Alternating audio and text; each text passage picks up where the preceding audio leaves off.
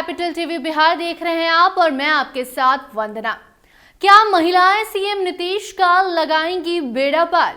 ये सवाल इसलिए क्योंकि हाल ही में झारखंड और महाराष्ट्र के परिणाम ने ये तो साफ कर दिया है कि महिलाओं के वोट बैंक से पूरा का पूरा गेम अचानक से बदला जा सकता है।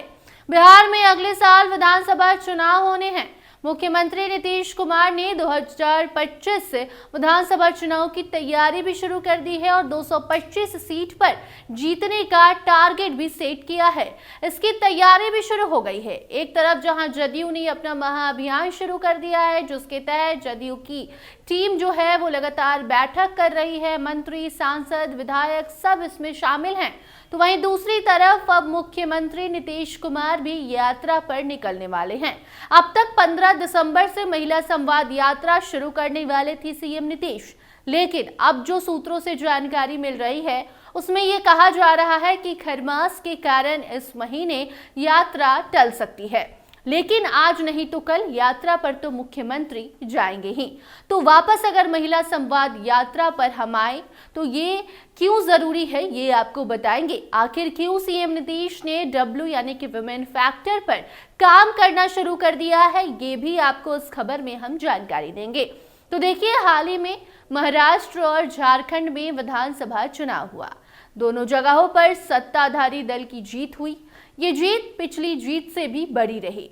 राजनीति के जानकारों का मानना है कि महाराष्ट्र में लागू की गई लाडली बहना योजना और झारखंड की मैया सम्मान योजना ने सत्ता में वापसी कराई है। ये योजनाएं तुरुप का पत्ता साबित हुई। बिहार में मुख्यमंत्री नीतीश कुमार यही दांव चलने की तैयारी में अब जुट चुके हैं। हालांकि वो पहले भी महिलाओं के लिए विकास के लिए काफी काम कर चुके हैं और अभी भी करते हैं, लेकिन अब एक बार फिर नीतीश महिलाओं के बीच जाएंगे, संवाद करेंगे।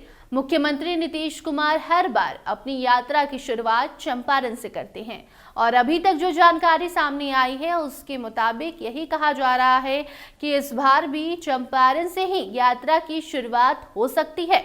उसकी तैयारी भी शुरू हो गई है।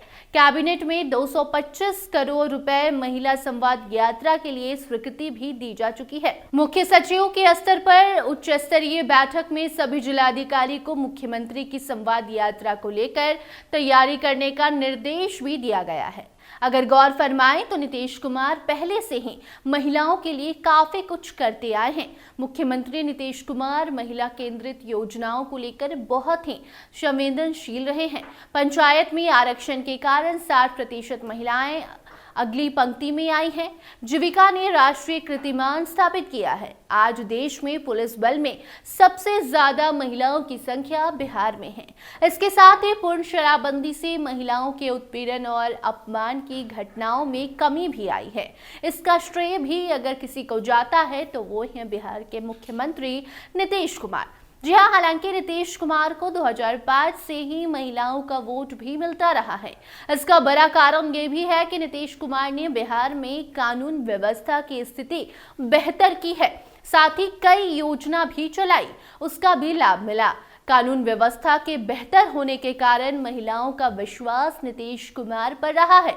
नीतीश कुमार ने महिलाओं के लिए कई बड़े फैसले भी लिए हैं। आपको ये भी बताते चले कि बिहार में 2010 से लगातार महिलाओं का वोट प्रतिशत पुरुषों के मुकाबले ज्यादा रहा है।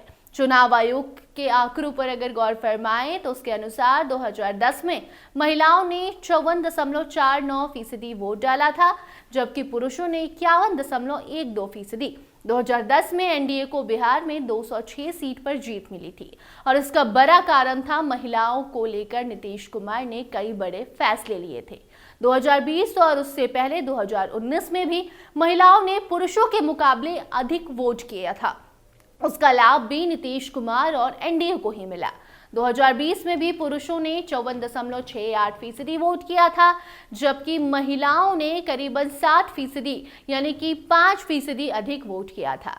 और अब यही कारण है कि बिहार की आधी आबादी पर नीतीश कुमार की पैनी नजर है।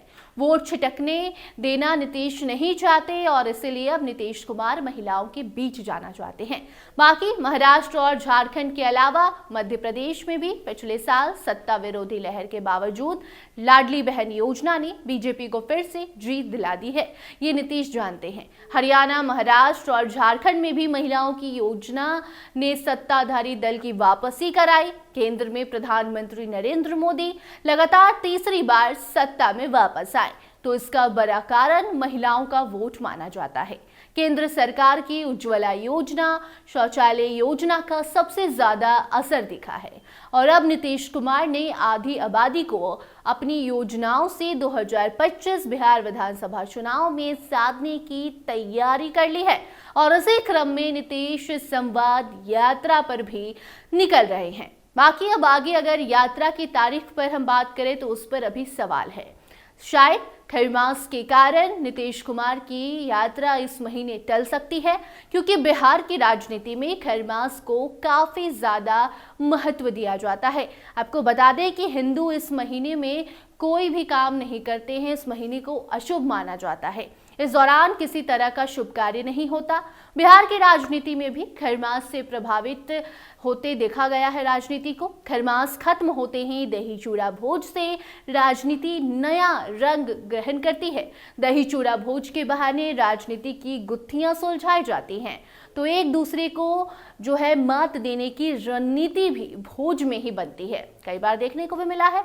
लालू प्रसाद यादव, रामविलास पासवान से लेकर कई नेता मकर संक्रांति पर दही चूड़ा भोज देते रहे हैं। दही चूड़ा भोज की परंपरा को बिहार के नेताओं ने राष्ट्रीय राजधानी दिल्ली तक विस्तार किया है और अब हो सकता है कि नीतीश कुमार की यात्रा भी खरमास बाद ही हो। इससे जुड़ी कोई नई जानकारी सामने आती है तो उस अपडेट को आप तक जरूर पहुंचाएंगे। इस पूरी रिपोर्ट को आप कैसे देखते हैं कमेंट सेक्शन में जरूर बताइए और अन्य अपडेट्स के लिए देखते रहिए कैपिटल टीवी बिहार। धन्यवाद।